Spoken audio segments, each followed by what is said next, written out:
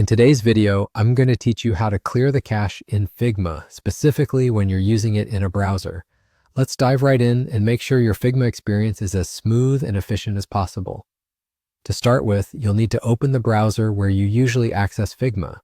If you're using Google Chrome, like many of us do, you'll need to find the three dots in the upper right-hand corner of your browser window. This is your menu button. Give it a click and a drop-down menu should appear. Now, in this drop-down menu, you want to scroll down until you find the option labeled Settings. Go ahead and click on it. This will take you to a new page dedicated to all the settings you can adjust within Chrome. Once you're on the settings page, look to the left-hand panel. Here you'll find various options, but the one you're interested in today is Privacy and Security.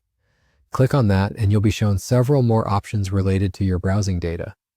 One of these options will be Third-Party Cookies. Clicking on this will bring up another menu on your main screen.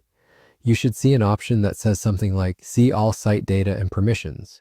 When you spot it, go ahead and give it a click. At this point, you'll see a search bar at the top of the page. Type Figma into the search bar and press Enter. This will filter the list of site data and permissions, so you're only looking at information related to Figma.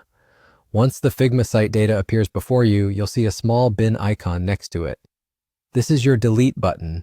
Click on this bin icon. You'll be prompted to confirm your action by clicking on delete. Once you do this, you will successfully clear Figma's cache from your browser. A few things to keep in mind. Similar to the desktop method, removing the cache from your browser will log you out of Figma. So the next time you try to access it, you'll need to sign back in again. It's a small step, but it's worthwhile for a clean slate. And there you have it. That's how you can clear the cache in Figma using your browser. It's a simple process that can help improve performance and resolve some common issues. Thank you for watching, and I hope this walkthrough has been helpful for you.